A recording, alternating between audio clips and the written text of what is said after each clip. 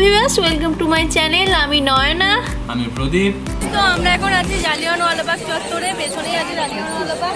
আর এখানে দেখতে পাচ্ছি স্বর্ণমন্দির গোল্ডেন টেম্পলটা দেখতে পাওয়া যাচ্ছে, আর একদম আর উল্টো দিকটাই দেখতে পাচ্ছ জালিয়ানওয়ালাবাগ। আমরা এখন জালিয়ানওয়ালাবাগের চত্বরে প্রবেশ করছি। আজ তোমাদের জালিয়ানওয়ালাবাগ দেখাবো এবং জানাবো যে ঠিক কী কারণে জালিয়ানওয়ালাবাগের হত্যাকাণ্ড হয়েছিল। চলো, তো এরপর আমরা জালিয়ানওয়ালাবাগ ঢুকে যাবো। তো জালিয়ানওয়ালাবাগ এবং সামনে দেখতে পাচ্ছ এই গেটটা হচ্ছে জালিয়ানওয়ালাবাগ ঢোকার প্রধান গেট। প্রথম বিশ্বযুদ্ধের পর ব্রিটিশ সরকার ভারতীয়দের ব্রিটিশ বিরোধী আন্দোলন এবং ক্ষোভ দমন করার জন্য বিচারপতি রাওলাটের নেতৃত্বে একটা আইন নিয়ে আসেন, যা রাওলাট আইন নামে পরিচিত। এই আইনে ভারতীয়দের সমস্ত রকম গণতান্ত্রিক স্বাধীনতা হরণ করা হয়। সরকার বিরোধী যে কোনো প্রচার কার্যকে দণ্ডনীয় অপরাধ বলে গণনা করা হয়। সংবাদপত্রের অধিকার কেড়ে নিয়ে কণ্ঠরোধ করা হয় এবং যে কোনো ব্যক্তিকে কোনো রকম সাক্ষ্য প্রমাণ ছাড়াই কেবলমাত্র সন্দেহের বশে বিনা পরোয়ানায় গ্রেপ্তার এবং যতদিন খুশি আটকে রাখার অধিকার দেওয়া হয়। তো আমরা বলতে বলতে পৌঁছে গেছি জালিয়ানওয়ালাবাগ কম্পাউন্ডে, যেখানেই হয়েছিল কুখ্যাত জালিয়ানওয়ালাবাগ হত্যাকাণ্ড। তো যার প্রমাণ কিন্তু এখনও আছে, সেগুলো তোমাদের দেখাবো। তার আগে দেখতে পাচ্ছ এটা হচ্ছে জালিয়ানওয়ালাবাগের স্মারক। আর এই দেখো, দেখতে পাচ্ছ যে দেওয়ালের গায়ে আমি তোমাদের ওখানে নিয়ে যাচ্ছি, চৌকো চৌকো চকের দাগ কাটা আছে, ওটা হচ্ছে বুলেটের সাইন। তো এবার আসি যে ঠিক কী কারণে শান্তশিষ্ট পরিবেশ সেই জালিয়ানওয়ালাবাগে দেখা গেল বুলেটের দাগ। 1919 খ্রিস্টাব্দে যে রাওলাট আইন চালু হয়, তার বিরুদ্ধে মানুষ দিকে দিকে বিক্ষোভ করে এবং শোভাযাত্রাও করে। সেই শোভাযাত্রা করাকালীন পুলিশ কিছু মানুষকে হত্যা করে গুলি করে। তারই প্রতিবাদে 1919 খ্রিস্টাব্দে 13 এপ্রিল এই জালিয়ানওয়ালাবাগ উদ্যানে প্রায় 10,000 নিরস্ত্র মানুষ সমবেত হন প্রতিবাদ সভা করার জন্য। এদের মধ্যে ছিলেন প্রচুর নারী এবং শিশুও।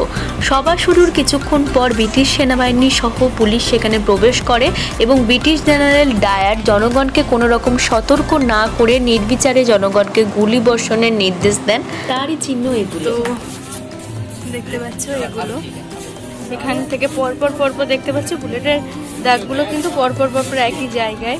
তো এইভাবে তো বোঝা যায় যে কতটা বাজেভাবে এই বন্দুক চালানো হয়েছিল, এলোপাতাড়িভাবে যাকে বলে বাংলায়। তো এটা দেখতে পাচ্ছ এইদিকে দেওয়ালটা, এখানেও বুলেটের দাগ আছে।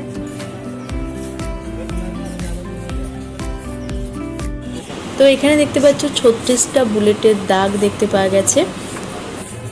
তো এখানে দেখতে পাচ্ছ যে এখানে লেখা ছিল, এখানে টোটাল 36 বা 36টা বুলেটের দাগ আছে।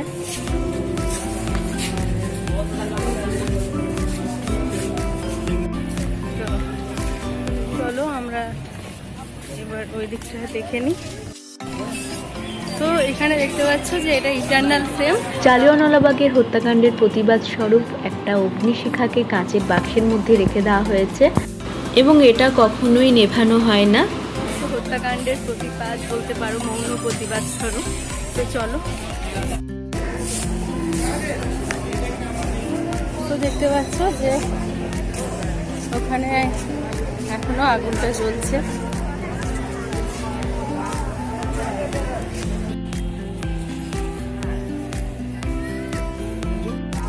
তো এই অমরজ্যোতি দেখে এখানে নিহত হওয়া শহীদদের স্মরণ করে তো আমরা আর একটা সাইডের দিকে যাচ্ছি, যেখানে বুলেটের দাগ আছে প্লাস একটা কুয়ো আছে ওই জায়গাটায়।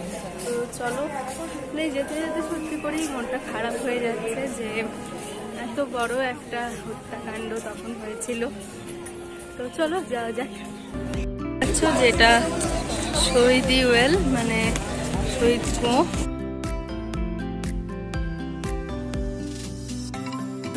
তো দেখতে পাচ্ছ এটা ছিল কুয়ো, আর ঠিক কুয়োটার অপোজিটে দেখতে পাচ্ছ এখানে বুলেটের দাগ। মানে এখান থেকে গুলির থেকে বাঁচতে তারা এখানে চলে এসেছিল, দিয়ে ডাইরেক্ট কুয়োতে ঝাঁপ দিয়ে দিয়েছিল। 450টা লাশ এই কুয়ো থেকে পাওয়া গেছিল। এটা একটা কুয়ো। তো যখন ওই তো চলো ওই জায়গাটা একবার দেখে নিই। বুলেট শ্যুট করা হয়েছিল, তো তখন সবাই সেখান থেকে বাঁচতে এই কুয়োটাতে ঝাঁপ দিয়ে দেয়। তো দেখতে পাচ্ছ যে সেটা এখন কাঁচ দিয়ে ঘিরে রাখা হয়েছে।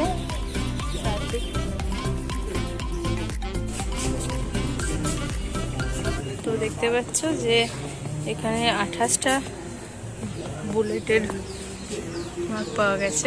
দেখেই বুঝতে পারছো এটা ছিল একটা বাড়ি, মানে জালিয়ানওয়ালাবাগ উদ্যানের লাগোয়া একটা বাড়ি, এবং এই বাড়িতেও বুলেটের দাগ পাওয়া গেছে। মানে বোঝা যাচ্ছে যে কতটা নির্বিচারে কোনো কিছু না দেখে গুলি চালানো হয়েছিল। তো আমরা এবার যাচ্ছি জালিয়ানওয়ালাবাগের পাশেই একটা মিউজিয়াম আছে, তো ওই মিউজিয়ামটা দেখে নেবো। তো চলো। এখানে যে সমস্ত স্টেটমেন্টগুলো দেখতে পাচ্ছ যারা সেই হত্যাকাণ্ডের সাক্ষী ছিল তাদের স্টেটমেন্ট।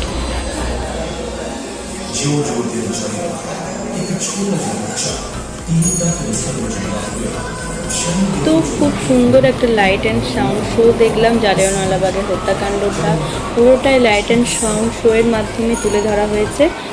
খুবই মানে মনটা ভারাক্রান্ত। তার সাথে এটা ভেবে ভালো লাগছে যে সেদিন সেই হত্যাকাণ্ডের শহীদদের আজও সম্মানের সাথে স্মরণ করা হয়। তো এটাই ছিল জালিয়ানওয়ালাবাগের ব্লগ। ভিডিওটি কীরকম লাগলো অবশ্যই কমেন্ট করে জানাও। ভালো লাগলে বন্ধুদের সাথে শেয়ার করো। ভিডিওটি দেখার জন্য থ্যাংক ইউ।